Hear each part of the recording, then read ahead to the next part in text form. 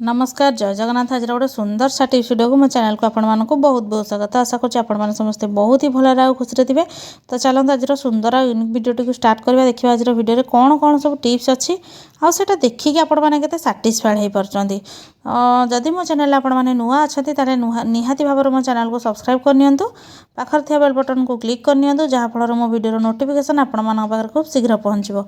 आपण मैंने सुंदर सुंदर यूनिक वीडियो सब देखापी पाइपर। आ भिडियोटी कौटू वाच कर भी लिखिक मत जन दिंतु जहाँफल मुझे जानीपरि जे मो भिडियोटा आज पुणी दुनियार को कोण अनुकोण में नुआ जगार पहुँची पार्ची। तो आपण मैंने सबुदिन मो भिडियो भल भल कमेंट दौर आपण मानक हृदय बहुत बहुत धन्यवाद। सबुबले मो भिडियो एमती देखुवर मत कमेंट दौर मु चेष्टा करुच्ची कि आपण मानक किसी यूनिक आ नुआ नुआ भिडियो आनी देवाई टिप्स जोड़ाक आपण मानकर काम को सहज सरल आ सुंदर कर। तो चलते बेसी आउ किसी कहबिनी ए वीडियो को स्टार्ट करवा। देखिए आज फर्स्ट टिप्स रे कौन अच्छी आईटा आपण मानकर कौ प्रकार काम लगी पारुछि। तो चलते देखा ये दुटा चामच मुझे तो देखो मार्केट रे तो आमर किचन टूल्स भाव में बहुत प्रकार जिनस आवेलेबल है। तो सबुड़ाक किणापी आम पाखे पैसा न थाए जो मैंने मिडिल क्लास फैमिली लोक तो से निहाती भाव में फिल कर आजिकल जुगर खर्चरे आम कौटे केते कौन मैनेज करके चलिया बोली। तो चलतु घरे किसी एमती टूल्स बना जोटा कि बाहर किनले आमको निहाती 50,000 टଙ୍କା पड़ जाए कि घरे बनइले बिना पैसा खर्चर हो।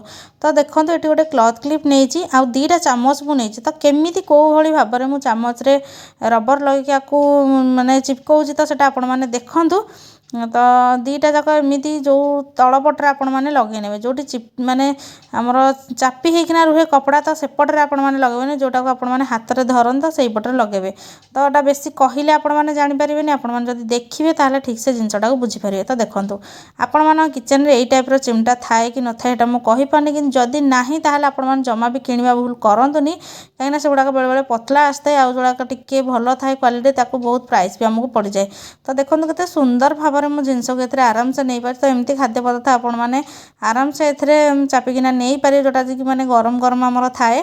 तो आशा करुँच टिप्सटा आपको बहुत भल बेनिफिट देथिबो बोली। जदि मो टिप्सटा भल लगी मत कमेंट सेक्शन में लिखिक जल्दी जल्दी जन दिंतु आटा जल्दी जल्दी जाकि आपर कम भी लगे दिंतु। तो चलो जी आज सेकेंड टिप्स आड़ को तो देखो गोटे चार्जर उपर अच्छी।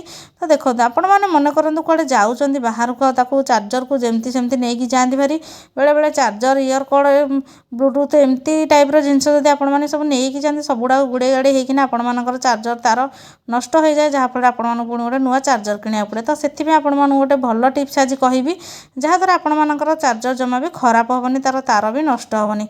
तो आपण मैंने गोटे क्लचर नहीं जाए जो क्लचर कि आपण मैंने चुटे लगे था लेडीज मैंने तो सेटा को लेकिन कौन करेंगे ना जोटा को तारटा को आपने गुड़े तो ये टाइप गुड़े लगे ने देखिए आपण मान तार क्या सहित चिपकनी कि छिड़बार भी संभावना ना। बहुत भल भाव ऑर्गेनाइज भाव आम जी गोटे सुंदर भी देखा यूनिक देखा। तो आशा करूँ यही टिप्सटा बहुत भल बेनिफिट देती बोली। जदि मो टिप्सटा भल लगे मत कमेंट सेक्शन में लिखी जल्दी जल्दी जनातु। देखो क्लचर गोटे एमती जिनस आपने भावुथे लेडीज मैंने केवल चुटी को सुंदर करने लगे था किंतु यहाँ आमर गोटे घर कम भी लगिपर से केवे भी चिंता करें किंतु आज भिडियो तार गोटे भल यूज आपने पाइपारे। तो जोटा भी नष्ट हो जाए आपण मैंने बाहर फोपाड़नी क्लचर गुड़ाक तो ताकू यही टाइप आपने रियूज करेंगे। तो टिप्सटा तो भल लगी निहाती जनइबे। तो चलो आज थर्ड टिप्स आड़ को जोटा कि मोर अच्छी सेफ्टी पिन उपरे। तो देखो सेफ्टी पिन तो समस्त पाखे थाए कि सेफ्टी पिन में जल्दी जल्दी जंक लग जाए। तो जेहेतुटा स्टेनलेस स्टील हो न था तो से जंक लग जाए लुहाटा जेहेतु होता है। तो से आपण मानक गोटे भल टिप्सटा कहूँ। तो आपण मैंने कौन करेंगे ना ये नेल पेंट को लगे नि। तो मो पाखे कलरफुल थी आपण मैंने ट्रांसपेरेंट लगे तो भल हमटा जना पड़ोनी। तो जदि ना किसी कथा नहीं आपण मैंने लगे ने कलरफुल नेल पॉलिश जहाँफल आपण मानकर सेफ्टी पिन आउ जमा भी कलंकी हेनी। कलंकी हेले जल्दी जल्दी भांगी जाए नष्ट हो जाओ शाड़ी कि आमर ओनी रे जमा भी भलसे हो न था। तो आशा करुँच यही टिप्सटा भी आपको बहुत भल बेनिफिट देव बोली। जदि मो टिप्सटा भल लगे मत कमेंट सेक्शन में लिखिक जल्दी जल्दी जन दिंतु। तो चलते जी आज सबुठ यूनिक लास्ट आउ 4 टिप्स आड़ को देखा से कौन अच्छी चामच आ आयरन कनेक्शन कौन अच्छी। तो देखो आपण मैंने सब एमती पुओ पिलांकर टी सार्ट हो कि किसी छोट पिलांकर जदि सार्ट आयरन कर जो थे कि बटन आमर लगी थाए।